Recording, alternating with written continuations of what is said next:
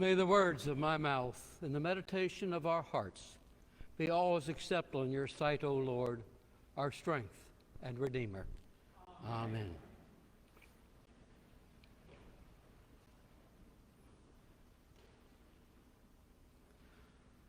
On behalf of Deacon Chester and myself, I'd like to make a clarification of what part of what was read. The lesson states that one of the Pharisees, a lawyer, trying to discredit Jesus, asked a question. I need to explain to you that that person was not a lawyer like we view lawyers today. That person was part of the religious hierarchy, a Pharisee. And as a Pharisee, he was a teacher and interpreter of the Torah. He is what is normally called a scribe. But no matter what he was, his effort was to discredit Jesus. Just several days earlier, Jesus had entered the city of Jerusalem. We call it Palm Sunday. And either Monday or Tuesday, when he came into Jerusalem, he immediately went to the temple. And he taught there. And this was either on Monday or Tuesday after he had entered the city. And the Pharisees and the Sadducees were trying to discredit him in front of the crowds that were there for the Passover. The Sadducees had failed. Now the Pharisees were trying. So he asked Jesus a question, hoping he can create a conflict between Jesus' answer and the Torah. The Torah being the 5 first books: Genesis, Exodus, Leviticus, Numbers, and Deuteronomy. And in there were the 10 commandments. And in there were the 613 commandments that the Jewish scholars had written to interpret the Torah. So he asked him, what is the greatest commandment? Jesus wasted no time. And he took the Torah and threw it right back to him. He quoted from Deuteronomy. You shall love the Lord your God with all your heart, your soul, and your mind. That is right from their scriptures, and Jesus' scriptures. Then he added to it, he went to Numbers and said, you shall love your neighbor as yourself. And that came right from the Torah. How can they respond? They didn't. They couldn't. What he had done, every pious Jew, which would have included Sadducees and Pharisees, scribes, and whatnot, twice a day, first time being when they rose from their bed, recited what was called the Shema. That was a prayer that they just had to pray. Hear, O Israel, the Lord our God is one. And you shall love your neighbor, you shall love God with all your heart, your soul, and your mind. And you shall love your neighbor as yourself. This is a prayer that these Jews said twice a day. They couldn't answer. There was no way they could answer. What Jesus told them, we call the summary of the law. And that's why we used it this morning.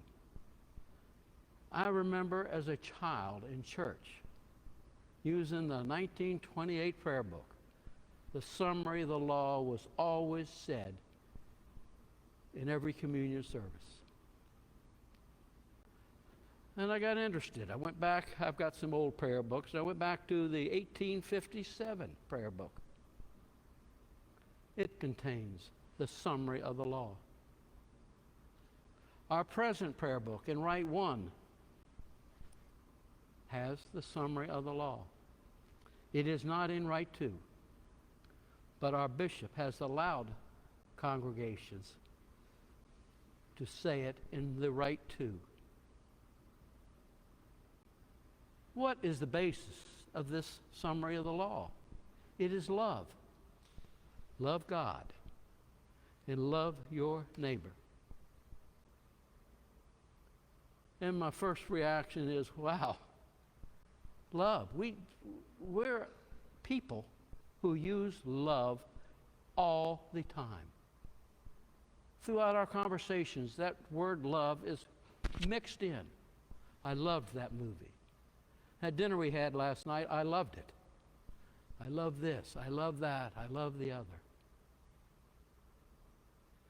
Using that form of love. Come next Sunday, we should all be inducted as saints. It's easy.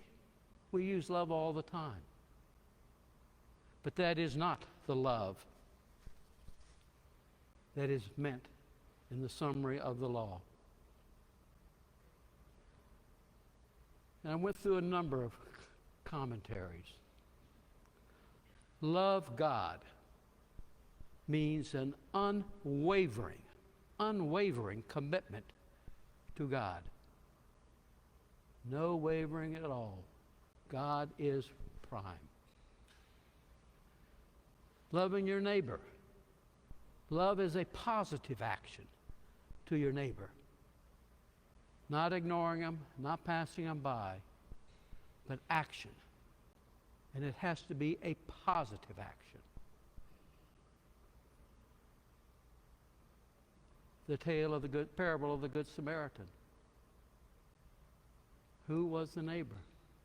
Wasn't a friend, was somebody in trouble. And the Good Samaritan did something positive and took action. Pass that on to how we live our life. That's what we're talking about. All of a sudden, loving God and loving your neighbor becomes much more difficult. Matter of fact, it becomes very difficult at times. So what do? Where can we look? What can we find to show us how we do this? And there is only one example. The prime example. Jesus Christ.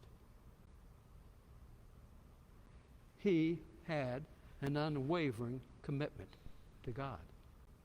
Unwavering. Even to the point of death. He had positive action for neighbors. He loved them every bit as much as he loved himself.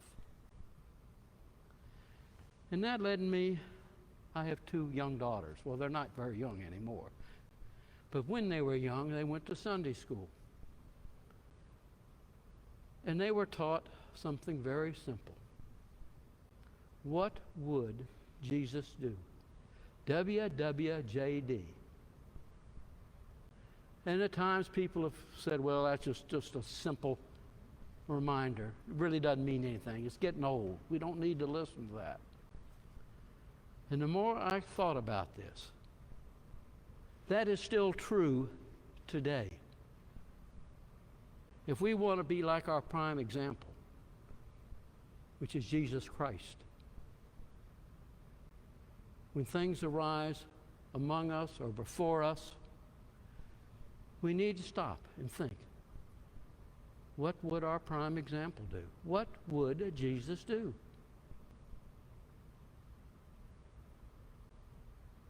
If we approach our lives that way, trying to determine what Jesus would have done and do it, we will fulfill the summary of the law. But that is about the only way we can ever fulfill the summary of the law. Follow our prime example. What would Jesus do? Amen.